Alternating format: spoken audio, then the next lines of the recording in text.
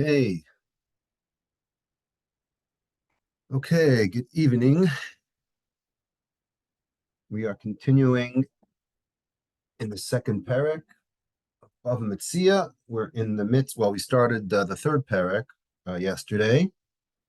There was a couple of topics from the Daf on Shabbos that I wanted to discuss. I thought would be very interesting, and the Gemara on Daf Lamed Aleph ties in the concept of Prika and Te'ina. Initially, these two mitzvos are brought in when the Gemara has a discussion about what we call a double lashon. Right? The Gemara is wondering why it says hashev tishivim. Right? When it comes to Hashavas Aveda, why does it have to say the double lashon? But the Gemara got sidetracked and brought in a number of examples throughout the Torah where the Torah likes to use this, methodology of repeating something by saying hashev teshivim twice. Other examples, the Gemara gave shalech tishalach when it comes to the sending away the mother bird by shiluach hakan, and then it says hocheach tocheach when it comes to the mitzvah of giving musar, and the Gemara, about 7 or 8 lines from the bottom in Lamed Aleph, talks about Azov Tazov and Hakim Takim. Okay, so I wanted to pick up why we have the double lashon. So Azov Tazov, I am 1, 2, 3, 4, 5, 6, 7, 8 lines from the bottom on Lamed Aleph, Amid Aleph in Perek Bava Metzia. So the Gemara says, Azov Tazov Imo, Ainli Ela Bailav Imo. So Azov Tazov Imo, we're obviously going to see these psukim in the Chumash, but you have to help the animal. Okay, if it has a burden, that's too much for it. So the Gemara says, I only know that this mitzvah applies when the owner is there. She'ein ba'alav imo minayin. What if the animal is by itself? Talmud Omer Azov Tazov Mikol Makom. Okay, so that's the first example of why we have an extra word ta'azov. Hakim takim. Then in Parshas Kitetze, when it talks about the mitzvah of te'ina, which we're going to see in detail soon also, it says hakim takim. It says again a double lashon.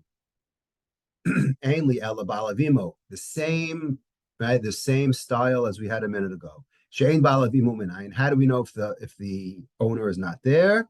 Talmud Lomer hakim takim mikol makom. Okay, so now the Gemara asks the question that kind of links these two back to Hashavas Aveda, because after all, Prika, Te'in, and Hashavas Aveda, which is the topic obviously of this chapter, are all somewhat related. So the Gemara says, well, why do I need to single out Prika? Why do I need both of them? Okay, why do I need both of those separate mitzvos? After all, they are somewhat related. So the Gemara says, so let's look the way the Gemara sets the situation. So when it comes to Prika, again, Prika is unloading the animal. Te'ina is putting the load back on the animal. Okay, two separate mitzvos we're going to see. So, and if you think about it, Prika, what are you doing? You're relieving the animal of its load. So there, I'd say, oh, that's a nice gesture, because after all, the animal is probably suffering. So on the one hand, you knock off being nice to the animal, right? And avoiding it to suffer. So that's what we call tsar balei chayim. V'ika chesron kis. And there's something what we call chesaron kis, which is a monetary loss. Because what do you think is going to happen to the animal that gets overworked? If it gets overworked with packages and bundles, right, it could die. So you don't want it to collapse and die. So you're out your money for the animal. So then I understand why the Torah had to tell me that mitzvah. But look at Ti'ina for a second. Te'ina doesn't have those two elements. There's no tsar belechayim, because after all, you're helping it by putting the packages back on, and velo chesron kis, and there's no loss to the owner. So ema lo, right? So therefore, I would think that what? There's no mitzvah of te'ina, of putting the loads back on. V'yesh mi'in te'ina mishum de beschar. So what's the flip side? The flip side is if I had only te'ina, I'd say, yeah, there's a mitzvah, and you're more likely to do it mishum de beschar, because we're going to see a Mishnah in a few minutes that says that you could actually charge for this mitzvah, right? Usually, you do a mitzvah out of the kindness of your heart. The Gemara doesn't talk about whether you could charge someone. Here, the Mishnah goes out of its way to say that you actually can charge the owner for a fee. Aval prika de bechinam, but when it comes to unloading it, that's bechinam. You can't charge, so emolo. So I would have not known this. So we say tzricha. Okay. So both prika and te'ina have different chidushim attached to it. So both of them have to be stated in the Torah to right, in case you thought that I could one learn from the other. So now, how does this all tie back to Hashavas Aveda? It all ties back to Hashavas Aveda because the Gemara further says, if you skip a line, or on the third line from the bottom, if I have these two, the common denominator of these two is that you're helping the animal. One I could charge, one I can't charge. But after all, I'm saving, right? I'm saving someone's money. Okay? So if I'm saving someone's money, as Rashi says, they're both an azhara mamon Yisrael, right? I'm commanded to help someone financially if they're suffering. We're not talking about charity over here. We're talking about a real live scenario where this animal is about to die, and that's the person's source of living. So if you could save the animal's life, okay, by helping out, then that's great. But what is Hashavas Aveda all about? Now that we're finished with the Perek, right, we know that Hashavas Aveda has a similar quality. A person, lost his Aveda, and there are certain steps that you have to go through in order to retrieve it, in order to, take care of it. And there are so many details. Why there's so many details? You have to, if it's an animal, you have to feed it, and there are so many details. But again, the common denominator is what's special about the mitzvah. What's special about the mitzvah is that it is saving someone's financial problem, right? You're helping out someone financially. So isn't that the same thing as Prika and Te'ina? So why do I need all three of them? So the Gemara further clarifies the nuance that Hashavas Aveda has as opposed to Prika and Te'ina. So we say Tzrichi, second line from the bottom. Because if you look at Prika and Te'ina, you have two qualities. You have the fact that the owner is standing there, and he obviously is shorthanded, right? Either he can't take the packages off by himself, or he can't go back and load the animal by himself, right? So therefore, there's a pain to the animal, and there's a pain to the owner also. Aval Aveda, but let's think about Aveda for a second. Titzara demara isa, v'tzara dida lesa. When it comes to the Aveda, who suffers? The owner suffers, but v'tzara dida lesa. But there's no, right? I'm sorry. Aval Aveda, when it comes to Aveda, titzara demara isa, right? V'tzara dida lesa. There's no, by someone's animal, they're not suffering. The animal doesn't have packages. The animal is just lost, but there's no tsar. Yeah, the one who's suffering is the owner of the animal because he can't locate it. So therefore, emolo. So I would say that Hashavas Aveda does not have this same quality, and I wouldn't know that law had it not been written.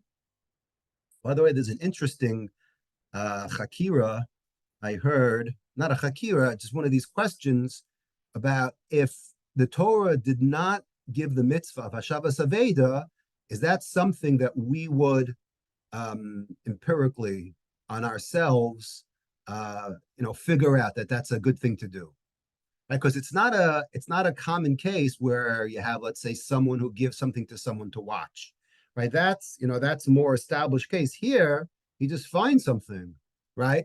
The owner probably gave up hope. So there's a whole discussion about, is that one of those mitzvahs that we would have, figured out by ourselves? Anyways, that's a side point. The Gemara ends off by saying the Ashmin and Aveda Mishum Delay Salamara Bahada. But what nuance does Hashavas Aveda have as opposed to Prika and Te'ina, right? The owner isn't there, right? The owner isn't there to know about the Aveda. Aval, turning the page to Lamed Aleph from Midbeis on top, Aval Hani Tarte, but Prika and Te'ina, the Isa Lamar Bahada, but the Torah goes out of its way to say Imo, meaning the owner is actually there, Emalo. So I would have thought that he has to go hire someone. If he wants to help his animal take off the burden or put it back on, why do I have to volunteer my time and do it? Shouldn't the owner hire someone? So we say tzricha. Okay, so the Gemara ends off by saying, because of that chiddush, we need the Torah to tell us the mitzvah of Prika and Te'ina, as well as the mitzvah of Hashavas Aveda. So now that sets the stage for the Gemara on Lamed Aleph. The Mishnah, if you turn to Lamed Beis Amud Aleph, the Mishnah, after it talks about all the laws about Hashavas Aveda, switches to Prika and Te'ina, because again, it's a very, very relatable, subject, as the Gemara just went on to say. So if you look right in the middle of the Mishnah, and it's very weird how the Mishnah just starts off by talking about if you found an animal in a refet, do you have to return it? Or what if your father tells you to do something that's not correct? And then on the fifth line, it switches right to Prika and Te'ina. So I'm in the fifth line of the Mishnah, Lamed Beis Amud Aleph. The Mishnah says, Parak v'tan, afilu arba v'chamisha pamim, chayiv, shenemar azov tazov. Let's say if you did Prika, right, or Te'ina, and the animal 5 minutes later had to stop, and it stopped again, and it stopped again. So this is an example. Doesn't matter how many times, even 4 or 5 times, you are chayiv to do it. The Mishnah likes to use the word arba v'chamisha. It's a very common expression. There's a whole discussion if that's because of dalad v'hei, right? When it comes to tvicha and mechira, the Torah has a paradigm, which is a very, very interesting topic. I just thought of it because I heard it once, that whenever the Mishnah Gemara wants to exaggerate, like if I tell you, like there's an expression, I told you 1,000,000 times, right? So the word million that we use in Talmud language is arba v'chamisha, 4 or 5. And a lot of opinions go back to that the arba v'chamisha that's written by Tvicha and Mechira. Just a side note, in case you were wondering. But there was a connection. Anyways, getting back to our topic. So if you did Prika and Te'ina many times, no matter how many times you think that you did the job, but if the animal wasn't satisfied, the Mishnah says, Chayiv shenemar azov tazo. Great. Halach v'yashav lo, v'amar hol v'alecha mitzvah mertzon chalif prok putter. How about if you meet the owner with the animal, and the animal says, the owner says, it's a mitzvah for you to do it. It's your unlucky day. You happen to meet me in the street, and my animal is suffering. And you know what? You got a mitzvah to do. I'm going to sit back and relax and have a beer, and I am going to credit you with this great mitzvah. Okay? So the Mishnah says putter. The Mishnah says, if that happens, shenemar imo. It says imo, meaning what?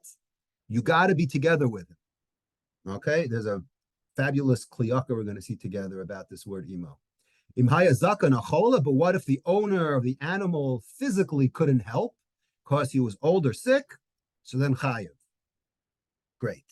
One last bit about about the difference between Prika and Te'ina is that the Mishnah ends off by saying, mitzvah min haTorah lifrok avolo liton. It's a mitzvah. Gemara says that this talks about, obviously, both are mitzvos, or we're talking about whether you're allowed to get paid or not.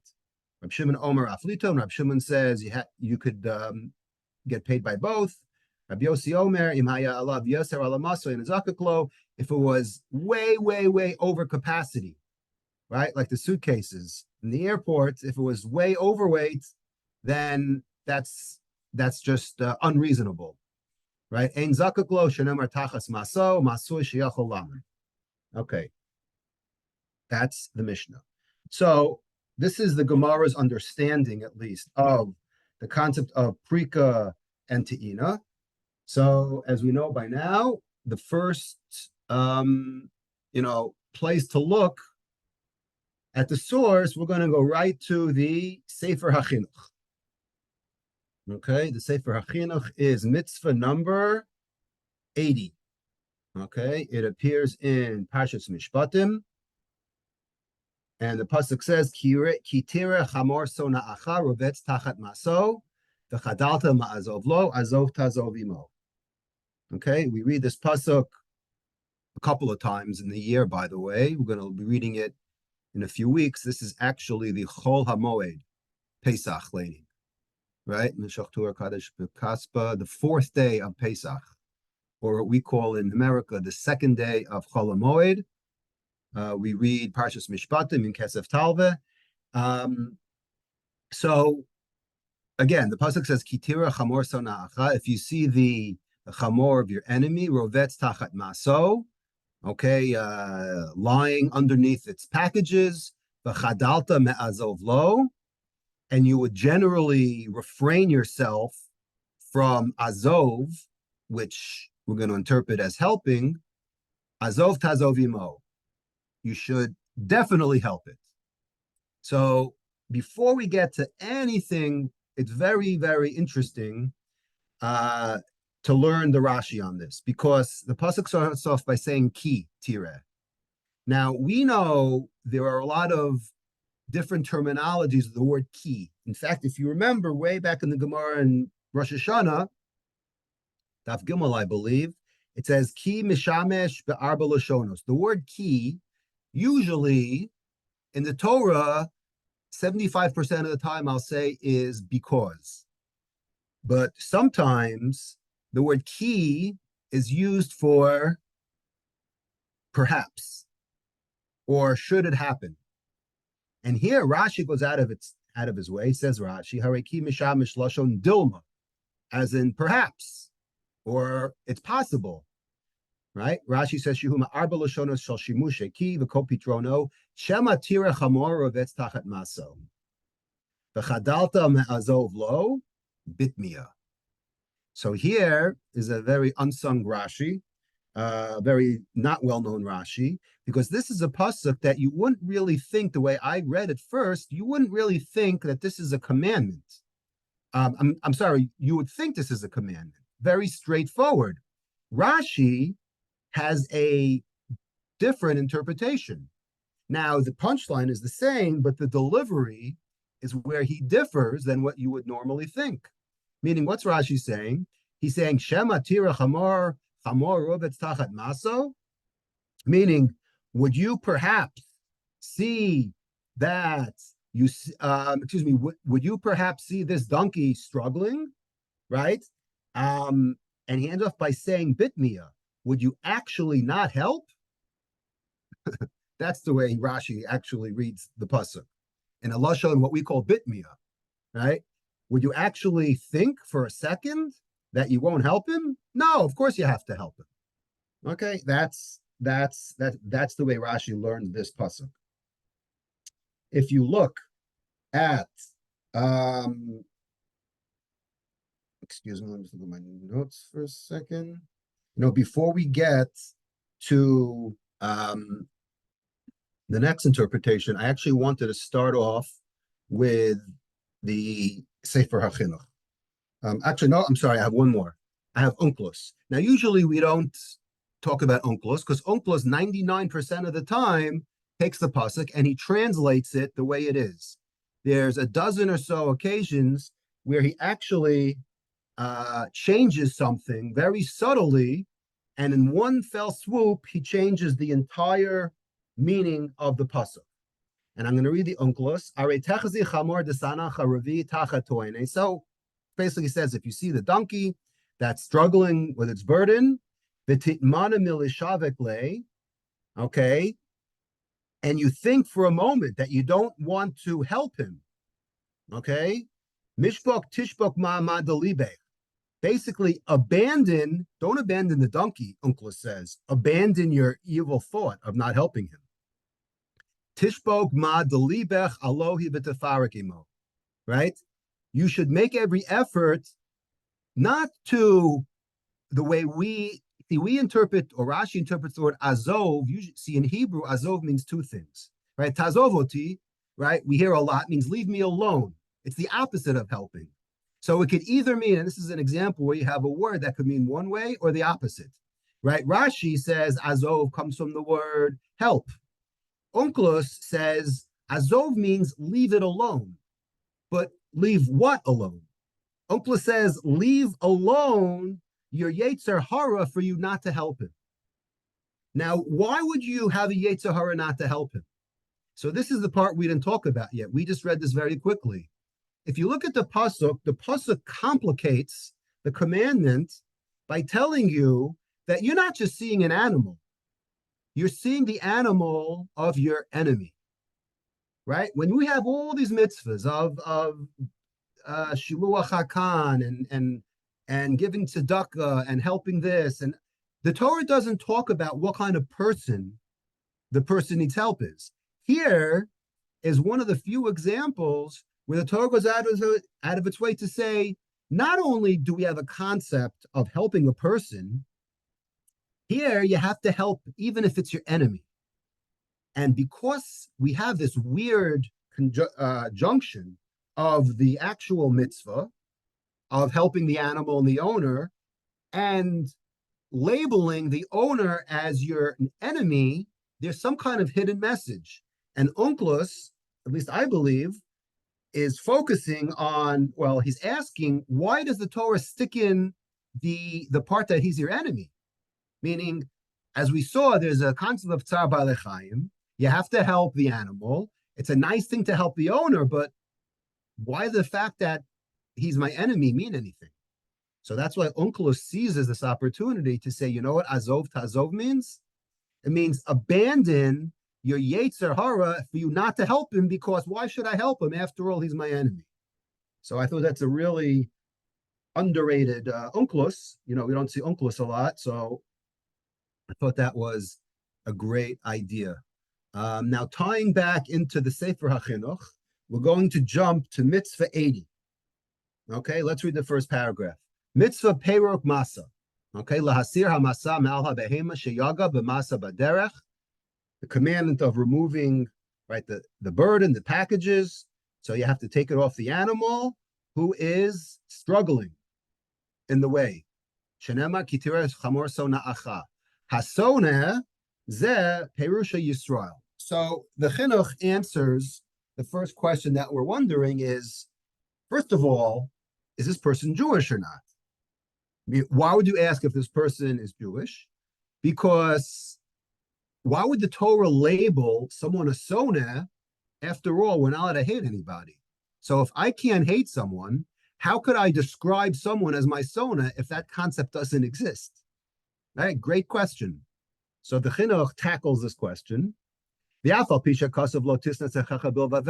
concept of sin is not allowed. Dahainu Yisrael, right?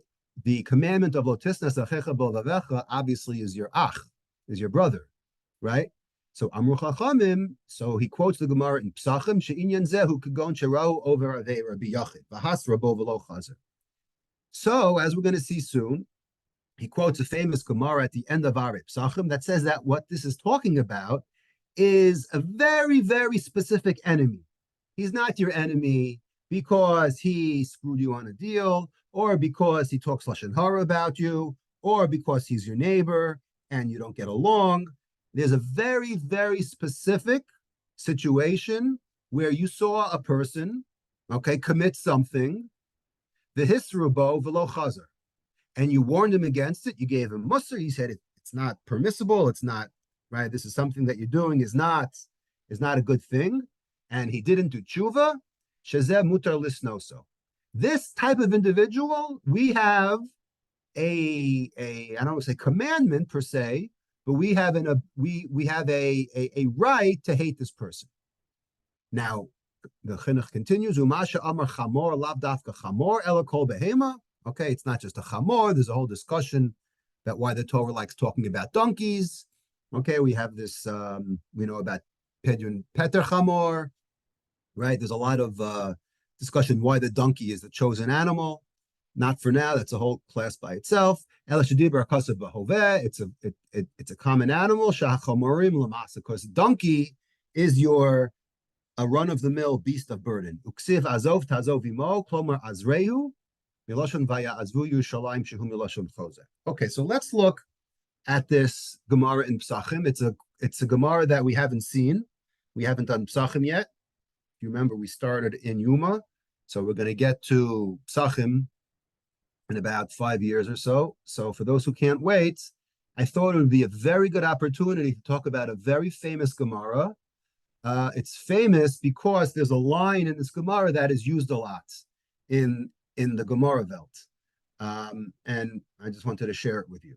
So the Gemara in Psachim, in Arvei Psachim, toward the end of the Perek, not toward the end, but actually in the middle of the Perek, has a lot of Agadata. There's 3 or 4 dafim. If you know Arvei Psachim, where it starts off the laws of Erev Pesach, then it goes for about 4 or 5 blot of Agadata, then it goes back to the laws of Pesach, of Erev Pesach and the Seder and the Arbakosos and whatnot. But on Daf Kufyud Gimel on the base, the Gemara says as follows. I'm on Psachim 113b. Okay, Shlosha HaKadosh Baruch Hu Ohava. Gemara says that there are 3 people that God loves. Okay, if you want to be loved by God, the Gemara says you could fit into one of these 3 categories. Okay, take notes. Mi she'enu koes, someone who doesn't get angry. Umi she'enu mishtaker, okay, someone who doesn't get drunk. Okay, umi she'enu ma'amid al midosav, someone who is what we call maver al midosav, someone who's very forgiving. He takes a lot. He's got thick skin. He doesn't let things bother him. Right? It's the classic Mavir al Midosav. Gemara talks about that kind of a person a lot of times. Next, who does God hate? Shlosha HaKadosh Baruch Hu Sona, Hamadaber Echad Bepeh Ve'echad Halev.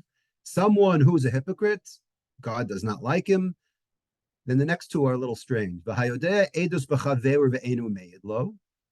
Okay, a person, right? You would think that someone who does avodah zarah, someone who steals. No. Very 2 specific types of people. Someone who has a friend that could use his help by me testifying for him, and I refuse to testify on his behalf. And the third person is v'haroa dvar erva b'chaver umeid bo yachidi. I witnessed someone do a sin involving, specifically the Gemara says here, gilu arayos. Umeid bo yachidi. The problem is I'm the only one who witnessed it. So I'm in a pickle because I'm a sole witness. We know that to get anything done halachically, you need 2 witnesses. So therefore, I got to ask myself, what am I going to accomplish by me testifying against that person? I can't nail him or indict him, right? Because my word is I'm only 1 aid. I'm only 1 kosher witness. I need someone else, but I don't have anyone else who saw the act. So do I do nothing? Right? So if I say something, then everyone's going to know about it, but there's nothing halachically that can be done. So it's a very weird situation. So Gemara says, by the way, this case actually happened. And here the Gemara talks about an infamous character by the name of Tuvia. Kihad de Tuvia Chata. There was a man named Tuvia. Okay, he sinned. Va'asa zigud lachude. And a person by the name of Zigud came, right, by himself, va'asid bekamei Rav Papa, and Zigud told Rav Papa that Tuvia sinned, okay, with some kind of gilu arayos. So guess what happened? Nagde lezigud. So Rav Papa gave lashes to Zigud. Amarle tuv yachata v'zigud mingud. Okay, this is the famous. I said the famous line.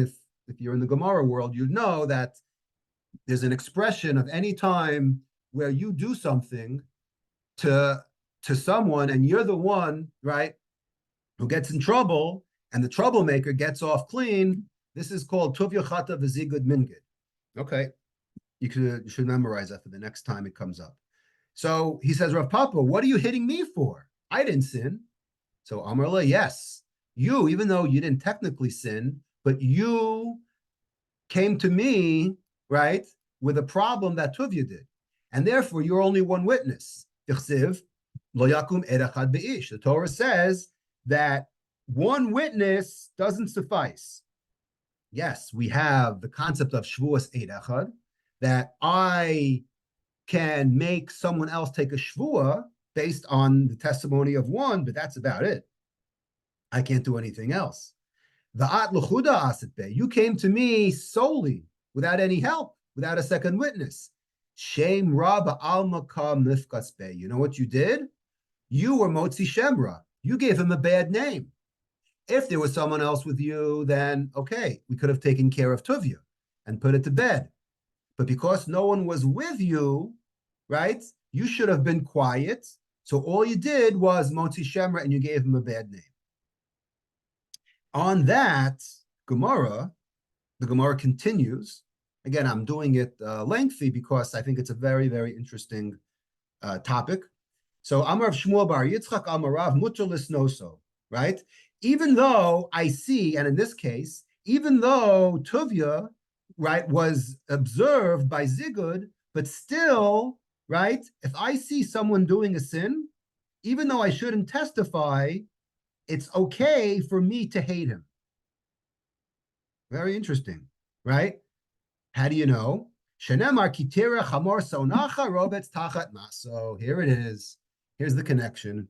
Took a few minutes, but what's the connection? The connection is from the pasuk of Prika. When you see the chamor of your enemy struggling, my sona. What does it mean, sona? Ilema sona goy. Does the Torah talk about a goy? V'hatanya sona sha'amru sona Yisrael v'lo sona goy. No, the Brisa says we're talking about someone Jewish. So how could you hate him? Elapshita, it must be obvious. Sona Yisrael. It's talking about a Jew. So this is what the chinuch brought. Can I really hate him?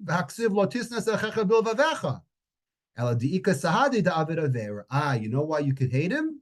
Because there was only one aid, like we saw the case of Tuvia, right? But hold on a second. In that case, everyone else should also hate him. So he's a hated person because of what he sinned. So what's different about this particular person that the Torah is talking about who hates him? You know what the case is? He saw him do a certain act. So if I see someone do a certain act, it's permitted for me to hate him for his evil behavior, as opposed to others who didn't witness it. So therefore they can't hate him. So that's the Gemara in Psachim. Now, if you think that this concept of me or someone hating someone, there's one other instance where the Gemara talks about the necessity to hate someone. Okay, in Mitzvah 458, the Chinuch says, Shalola azov sinaso al hamesis. There's a concept, we're going to see this in Sanhedrin in a year or so. There's a concept called a mesis, right? We had at the end of Bava Kama, if you remember, the whole masur, remember? The last week or so, we talked about a masur, right? Someone who gives over land to the government, someone who squeals, right? And the Gemara had a story there, some wild story with Rav Kahana, or I forgot the Amora, actually killed someone, right? So we have some wild stories about the lengths that we do to prevent masering, right? Very, very serious topic.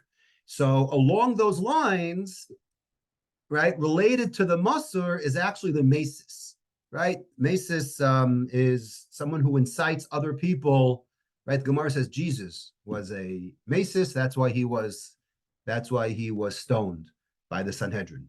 All right, little Easter Gemara. But anyways, so we get back to the Mesis. The Chinuch says, "Shetihei sinas hamesis kvua bilvavenu." Look at the words the Chinuch says. He says the Mesis, the hatred that we have to this Mesis, should be fixed in our hearts. Klomer shelo nakel benetiras hanakam menu al kol hara asher chashav lasos. Basically saying that we shouldn't lighten our grudge of nakama against him. Okay, okay, and he goes on to say that it's so critical that we do whatever, right? It's like Mechias Amalek, right? Like the way the Rambam described Mechias Amalek, you have to kill every single shred of evidence, the people, the men, women, children, animals, you name it, anything that has Amalek's name on it, we have, right? That's what the Rambam does. So this is very similar. We have to hate this person who seduced and enticed people to sin. So this concept is actually real. Okay, so this is the mitzvah of Prika. Okay, we understand now why the Torah uses the word sona'acha. In the mitzvah of Prika, what's interesting is we have a aseh, and we also have a lav. And when it comes to te'ina, which is loading the animal up, we have an aseh also. What's weird, what the Torah does is it gives you the aseh in Parshas Mishpatim, but then it gives you the lo taseh in Parshas Kiseitze. Okay, very interesting. So let's read mitzvah 458. So we're all over the map tonight. Mitzvah 450, mitzvah 540. Okay, mitzvah 540 says the chinuch. Shelo lahaniach behemas chaver nofelas tachas masa. Okay, it's a mitzvah sheutanu shimnira echad misrael shenafal lo chamora o behema acheres mikobed hamasa o besiba acheres. If we see an animal belonging to a Jew, or a chamor, or any other behema that's struggling because of the packages, o shehu ba'atzmo robes tachas maso. So here's an interesting thing that we didn't know before. It's not just the animal. What if the owner is struggling, right? You see people with packages, right? Trying to carry 10 boxes at a time, right? If you see a human is struggling, this mitzvah also applies. Okay, that we shouldn't just abandon him. You have to stay with the animal until you fix it up. Or on the back of the person to help him, right, with the suitcases. Al behemto, or his animals, and that's that. So it's funny. The Minchas Chinuch has a whole discussion way back in Mitzvah Pei about whether it's on people or not. The Sefer HaChinuch just put in the word, he said the word Oshehu Ba'atzmo. The Torah doesn't really talk about that. The Torah is focusing on the animal, right? Mainly for Tzar Balei Chayim reasons, or we think. But the question is, does it apply to people also? So the way to understand this question is exactly what I said, is are we focused on Tzar Balei Chayim, or are we focused on what we're going to see in the Rambam, where the Rambam says the problem is a sakana? Meaning, the Rambam, and we're going to see that in a minute, what the problem is in the eyes of the Rambam. So the Rambam, at the end of, let me just find it, Hilchas Ritzicha Ushmiras HaNefesh, the 13th chapter, he says, okay, he's talking about the Soneh.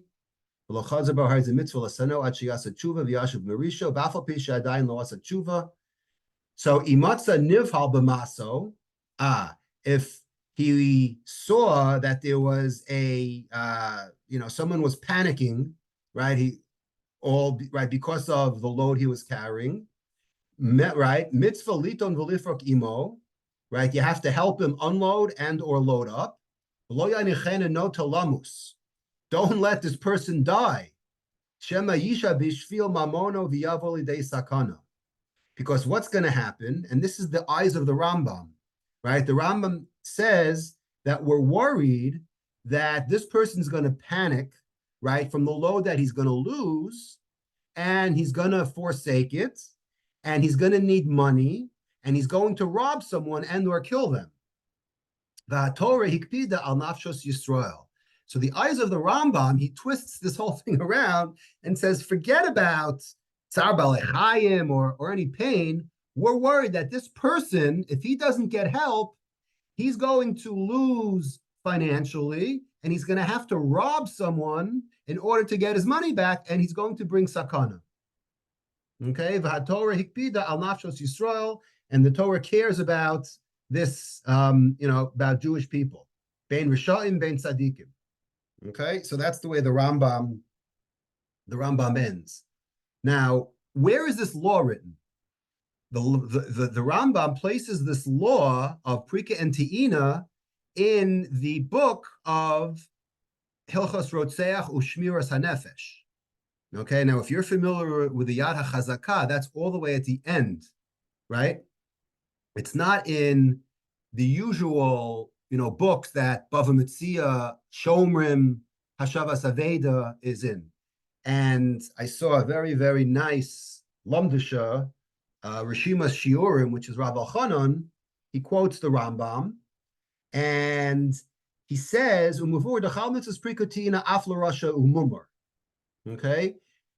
What did the Rambam also just say that we just skipped over quickly? That this mitzvah of Prika and Te'ina is also for a tzaddik and a rasha. As he's probably got it from the word sonacha. Amnam ayin b'Rambam says Rav Elchanan. If you look in the other Rambam, shepasuk de'ein mitzvahs hashavas aveda la'ochel nevela ula'achis. Let me ask you this question: is there a mitzvah hashavas aveda for someone who's a mummer or apikores or mechal Shabbos? The answer is no. Why is that? What's the difference? Hey, didn't the Gemara about a half hour ago in Bava Metzia tell us that there's a common denominator between Prika Te'ina and Hashavas Aveda, right? So what is this business that Hashavas Aveda doesn't apply, right? But Prika Te'ina does apply to an apikores. So Rav Elchanan says, "V'nir de haramba matzmo bir de hatam shachal mitzvahs Prika Te'ina af l'rasha hu mishum she'adam bahol al mamonu," because forget about the person per se. We're not worried about the person collapsing. We're at the fact that if a person is very makbid on his money, he's going to be worried about it so much that he's going to have to replace it, and he's going to kill someone.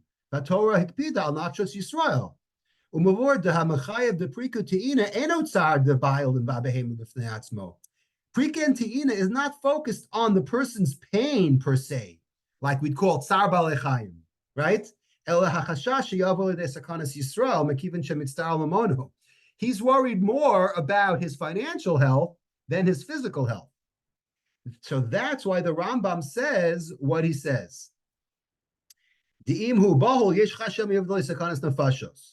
And the proof of the pudding is, says Rav Elchanan,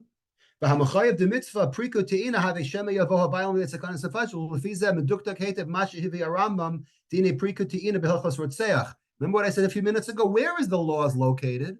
The law of Prika Te'ina is located, says Rav Elchanan, in the Sefer of Hilchos Rotzeach Ushmiras HaNefesh, which is the law of murderers and Arei Miklat and how to save yourself. The Prika U'Te'ina have a din b'shmiras nafshos Yisrael, right? We use the word, the Lamdasha word din, right? It's a din. It's a din. Prika Te'ina is a din in Hatzalas Nefashos. The Ilu Hashavas Aveda, when it comes to the Hilchas of Hashavas Aveda, where does the Rambam put it? He doesn't put Hashavas Aveda in the same book of Shmiras Nefesh. He puts it here via Rambam Hilchas Gzela. He puts it in Gzela Va'aveda, which is a completely different sefer in the Yad HaChazakah. The Hamachayav have a hefsid mamun bailim, because there we're not worried about physical damage, we're worried about monetary damage. So that's a beautiful Rav Elchanan. Okay, let us. Oh, it's hard to go. I had happened to mention that the Kli Yakar has a beautiful thought, and anytime the Kli Yakar says something, it's really worth repeating. The pasuk says, "V'chadalta azov tazov imo." What does the word imo mean? So we had the Gemara or the Mishnah. Remember what the Mishnah on Lamed Bey said? It said only if the person, the owner of the animal, is interested in helping. Remember the example I gave? He sees someone coming. He says, "Oh, great, that guy's going to help me. I'm going to sit back, have a beer, and I'm going to let that guy get a mitzvah." So says the Kli Yakar, no good. Al korchach amar v'chadalta me'ozo ki milas lo ein mishmato imo ki muto lo lachto lo lazav lo k'shein arot lios imo b'mlachto. If the owner doesn't want to help, then he's not getting off scot-free. Says the Kli Yakar, umikan tshuva al miktsas aniyim b'nei amenu. Again, Kli Yakar 500 years ago in Prague, right? You could fast forward to this generation. He says there are people who are lazy. B'nei amenu hamatilim es atzmam al hatzibur. They don't want to work. They want to get supported and say, "Hey guys, it's your job to support us." Deinam rotzim lasos b'shum malacha. Afim biyadam lasos be'ezem malacha. They may not be able to be doctors, accountants, or lawyers, but they could do a little bit, something at least, to get a job to make some money, so they're not 100% dependent on other people. We've spoken about many times in the last 2.5 years, I don't know, maybe 15 times. Here's another one of circumstances where we go out of our way to say you must do whatever you possibly can to make your own money and not be dependent on other people. Here it is, the Kli Yakar saying it regarding this mitzvah of prika, right? There are people 500 years ago in Prague who says we ain't working, even if they were capable of doing at least something. They could at least do something to get out of their doldrums. The Korim Tagar, and they cause uproar. If they say, "Hey, you got to support me, right? You got to do what you can. You got to give us tzedakah." And if you don't give them, they're all up in arms. Hashem. God never commanded someone to sit back and do nothing and get supported. Ki'im azov tazov imo. Hakem takem imo. The word imo is stressed. Not only here in Parshas Mishpatim, the imo is stressed in Parshas Kitetse. Ki ha'ani yaseh kol asher yimtza b'kocho lasos. The ani has to do what we call good old-fashioned hishtadlut. V'im b'kol ze lo yasig yado, if he is absolutely incapable of making a penny, then the Kli Yakar says, "Az chayev kol ish mi Yisrael l'sadu l'chasko liten lo day machzoro." Then he could give you the whole day machzoro speech. But up until then, you have to do your best and try to make whatever money you can. So here we go, another one of those sources that the Chachamim reinforce. Let us skip to the end. We spoke about the mitzvah of prika that has the aseh and the lo taseh. Let us look at the pasuk in Kitetse. The pasuk in Kitetse, when it comes to ti'ina, right, which is loading the animal up. Lo tira et chamor achicha o shoro noflim baderech v'hitalamta mehem hakem takim imo. Okay, you see your chamor of your brother, interesting, not your enemy, your brother, right? Falling, don't ignore it. Hakem takim imo. You must raise the animal together with the owner. So the Rabbeinu Bechaya says, hold on a second. Here we say the word achicha. Remember in Mishpatim, Kitira Chamor Sona'acha is your enemy. So first he's your enemy, and now he's your brother. So the Kliyakar said, I'm sorry, the Rabbeinu Bachaya notes, he says, Parshas Mishpatim, Hiskir Kitira Chamor Sona'acha V'kan Chamor Achicha. Well, which one is it? Rabbeinu Bachaya says something very, very insightful. L'lamdacha she'im haya sonacha sheyachzor achicha le'inyan hezer shetakom imo v'shetishka chasina b'tizkor ahava. Because if at 12 o'clock you saw him and he was struggling and he's your enemy and you helped him unload, at 2 o'clock when he has to upload instead of unloading, he has to go back and put the packages on. He's not your enemy anymore. You have created an ach by helping him. So therefore, at 2 o'clock, when you help him, he's going to forget the hatred, and he's only going to remember the fact that you helped him, and now you are brothers. I thought a very beautiful shot on that. Okay, there's a Meshech Chachma that talks about I don't think I'm going to have time for that, but there's a Meshech Chachma that talks about Parshas Mishpatim is before the Chet HaEgel. You know, I'll just do it. It'll take a minute. He says Parshas Mishpatim on a very similar note, right? It says Sona'acha, right? This person who did an Aveira says the Meshech Chachma V'zeh Kodem HaEgel Asher Hayu Kula Mamleches Goy Kadosh as Hayashari L'snuye Ki Ra'abo Aver. That's before the Chet HaEgel when we were all a holy nation. And therefore, a holy nation, there shouldn't be anybody sinning. So if you see someone sinning and you're an Eid Echad, you could hate him. Okay? However, Lokan Achrei Kol Amasos Asher Nichshel Bavonos, after the Egel, what's after the Egel? Parshas Kitetse, we were all sinners. Im Yira Adam B'Chaver Chet. If I see my friend sinning, who am I to give someone musar? I'm just as bad as him. So how can I hate someone if I'm really a hypocrite? I'm no better than he is. Therefore, I can't hate him. Because if I do, I'm nothing more than a hypocrite. Wow, what a beautiful vart. Shmuel, you like that? You could only give musar if you're okay yourself. If you're as bad as him, then keep your mouth shut. Okay. We got 8 minutes left. We're good. Let's try to pack in the last Sefer HaChinuch for the night, which is number 541, right? We did 540. 540 is, you remember, is Prika. 541 is Ti'ina. Liton Hamasa Shenafal Im Chavero. Okay? Right? Help load up the animal. O al ha'ish, again, he's focusing on a person also, no animal. A person is struggling, right, with boxes and packages, and you help him, right, put it back on his shoulder. Okay,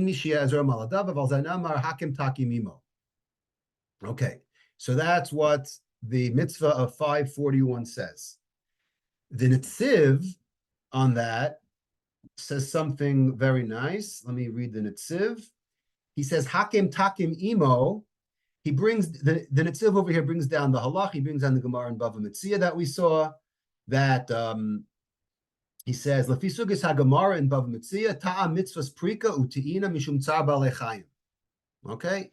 Daf Lamed Aleph, it talks about mainly Tzar Ba'alei Chayim, and this is one of the sources. All right, it's well known that there are 11 various sources for the concept of Tzar Ba'alei Chayim. Rashi in Masechah Shabbos says this is the first one, or this is one of them. Prika and Te'ina that we hold is it's a concept, the Oraisa concept, right? He says Afilu Te'ina ikatzar de behema, ela Prika ikatzar tuva. He says there's tsar for Te'ina, and there's tsar especially for Prika. But if you hold that Tzar Ba'alei Chayim is not from the Torah, so then why do you have this concept? Right? Because, as we explained, because the person is going to lose financially, similar to the Aveda. Okay, the Netziv goes on. We don't have time to finish it. I just wanted to squeeze in the Orach Chaim. Now, the Orach Chaim, we've had several times, especially in Sefer Dvarim, interprets a lot of things homiletically. That even though the Torah has these halachos, we actually interpret. He has a whole introduction in Dvarim Chav Beis in the beginning, where we start with Hashavas Aveda, and then the psukim go into Prika and Te'ina. He says, what's the Torah talking about on a deeper level? He says, Parshazu ba'al lirmos bepratos chiyuv hatochacha shetrichen b'nei el chai tzadike olam lasos la'am Hashem. This is not physically talking about a person witnessing an animal on the street that needs help. It's talking about the tochacha that we have to give to other people. Vehen elu tzadikim yikru u'letzad ma'alasam achim. We're all brothers. And he says, Ve'oto Hashem kitira es shor. You know what shor is? Shor is the Jewish people. Shor is a symbolism of Am Yisrael. Eluhem b'nei adam shenimshlu kebehemus. V'hem tzon kodshim. V'lazeh karam shor vaseh. It says, shor achicha. You know what achicha? Hu HaKadosh Baruch Hu. Yachas lo shem zeh laha'ir ami kochav. And the psukim say that if you see someone, a brother, going astray, right? The word nidach, right? Someone who's going astray, right? You have to bring him in.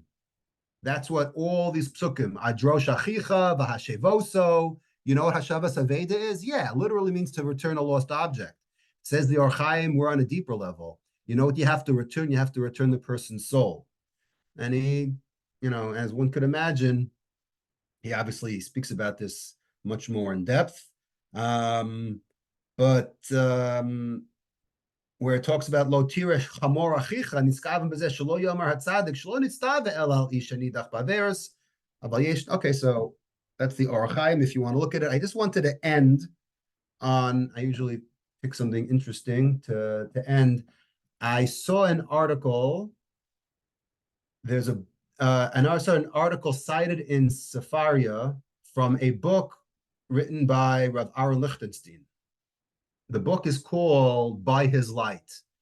I didn't read it. I just glanced through it a little bit. It's a book on obviously on the importance of learning Torah and how you could, and how to fabricate that and weave it into modern everyday life. So there's an excerpt that I just want to read from the book, and it obviously applies to Prika and Te'ina, and there's just a hidden message, and it's something that we should all think about. And I'm going to read it, and you can think about it for the rest of the night. A couple of years after we moved to Yerushalayim, this is Rav Aaron speaking, I was once walking with my family in the Beit Yisrael neighborhood where Rav Isser Zalman Meltzer used to live.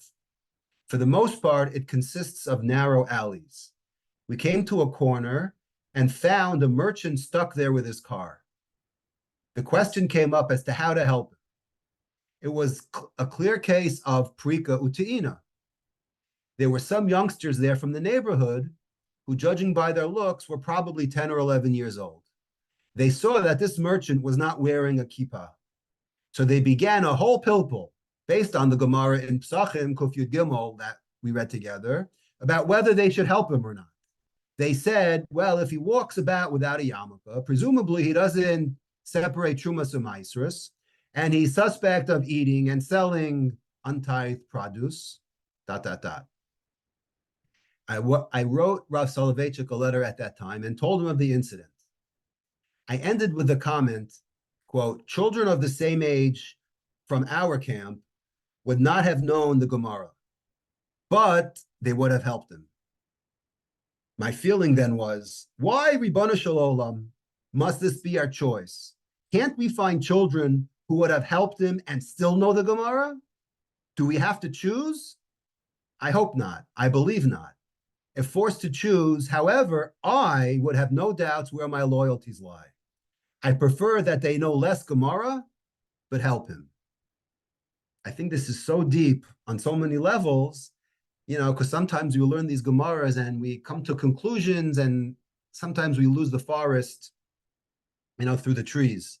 And we have to realize at the end of the day what the ikar is, but we get, caught up, and it's just a great article that's so insightful, I think, on so many levels. So on that note, exactly 9 o'clock.